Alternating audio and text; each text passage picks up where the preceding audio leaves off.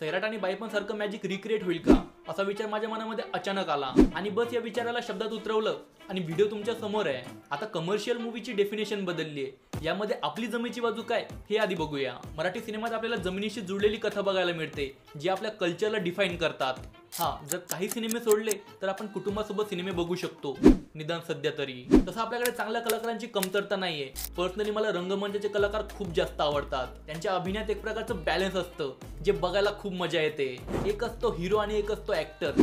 आपल्याकडे दोन्ही पण आहेत। ऍक्च्युअली हिरो पण चांगली ऍक्टिंग करू शकतो, बस समोर काम काढून घेणारा पाहिजे। सैराट आणि बाईपणला फक्त महाराष्ट्रातच नाही तर पूर्ण देशभरामधून अप्रिशिएट करण्यात आलं। त्यांच्या स्टोरी आणि प्रेझेंटेशन मध्ये नाविन्य होतं जे कुठल्याही सिनेमाला अटेन्शन मिळवून देण्यासाठी गरजेचं असतं। इथे वेळचं उदाहरण देऊ वाटतंय जो एक रिमेक होता। ओरिजिनलचा हिंदी डब पण OTT आणि YouTube वरती अवेलेबल आहे, पण लोकांनी वेळ सुद्धा बघितला आणि त्यांना तो आवडला कारण कथा नवीन नव्हती पण त्याला मराठीत मांडण्याची पद्धत नवीन होती। वर्ल्ड सिनेमात जी सिनेमॅटोग्राफी बघायला मिळते ती यामध्ये होती, कारण यात Avatar, Top Gun Maverick, Wakanda forever, the Gray Man अशा इपिक सिनेमात जो कॅमेरा वापरलाय तो यामध्ये पण वापरला गेला। त्याचं नाव आहे सोनी व्हेनिस, ज्यात ॲटलॉस ऑरियन अॅनोमॉर्फिक 2x चे 5 लेन्स वापरलेत आणि याचा ॲस्पेक्ट रेशो आहे 2.39:1 जो मॉडर्न सिनेमातला आतापर्यंतचा वाइडेस्ट ॲस्पेक्ट रेशो आहे। यामुळेच वेळचा इपिक सिनेमॅटिक व्ह्यू आपल्यासाठी लाईफ टाइम एक्सपिरियन्स होता जो बघण्यासाठी लोक थिएटरमध्ये गेली आणि त्यांना थिएटरपर्यंत आणण्यात रितेश आणि जेनिलियाच्या युनिक मार्केटिंग स्ट्रॅटेजीने खूप महत्त्वाचा रोल प्ले केला, ज्याचा आउटपुट तुम्ही बघू शकता।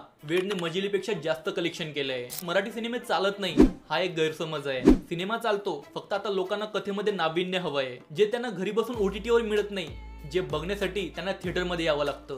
आणि कुठला पण माणूस आपल्या खिशामधील पैसे काढून तेव्हा थिएटरमध्ये जातो जेव्हा त्याला लार्जर देन लाईफ असं काहीतरी बघायला मिळेल याची अपेक्षा असते। आपले सिनेमे कल्चर ओरिएंटेड आहेत, ज्यातले बहुतांश क्रिटिकल ॲक्लेम असतात, पण बॉक्स ऑफिस कलेक्शन मॅटर करतं। हो, आजच्या डेटमध्ये करतं, कारण त्यामुळे जगाचं लक्ष तुमच्यावर पडतं आणि प्रोडक्शन हाऊसकडे पैसे पण येतात, ज्याच्या मदतीने ते एक स्टेप पुढे जातात आणि समोर चालून अजून बेटर क्वालिटी प्रोव्हाइड करतात। कांतारा याचं बेस्ट एक्झाम्पल आहे। कांतारासाठी हुंबाली प्रोडक्शनने 16 कोटीचं बजेट दिलं होतं, त्याच्या अगेन्स्ट त्यांनी 450 कोटींची कमाई केली, ज्यामुळे मेकर्सचा आत्मविश्वास वाढला आणि आता प्रिक्वलसाठी 125 कोटीचं बजेट आहे जे आधीच्या बजेटच्या 8 पटीने जास्त आहे। प्लस त्यांचा एक मोठा ऑडियन्स बेस पण तयार झालाय जो थिएटर एक्सपिरियन्स करण्यासाठी तयार बसलाय। कांतारा चॅप्टर 1 चा फर्स्ट लुक बघूनच आपल्याला कळतं की त्याला नेक्स्ट लेवलला नेण्यासाठी किती सिरियस आहे। विचार करा, हा जर चालला नसता तर समोरच्या गोष्टी घडल्याच नसत्या।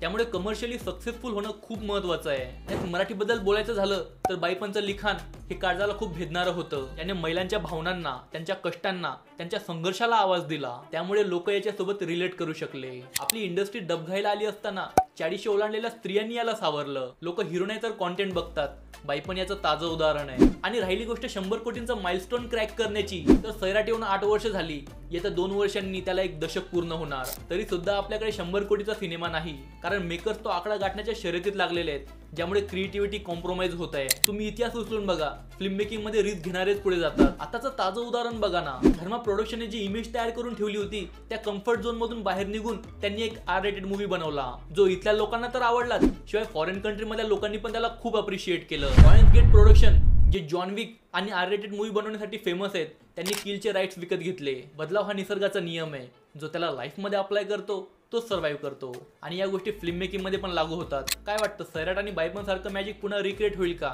या सर्व गोष्टींबद्दल तुमचे काय थॉट्स आहेत ते मला कमेंट करून नक्की सांगा। या व्यतिरिक्त मी बाईपणच्या रायटरवर व्हिडिओ बनवलाय जो तुम्ही इथे क्लिक करून बघू शकता। तसं सैराट हिट होण्यामागची बरीच कारणं आहेत, त्यावर एक डेडिकेटेड व्हिडिओ बनवू शकतो। बनवायचा का? व्हिडिओ आवडला तर लाईक, शेअर आणि सबस्क्राईब करा। भेटूया आपण लवकरच। जय हिंद, वंदे मातरम।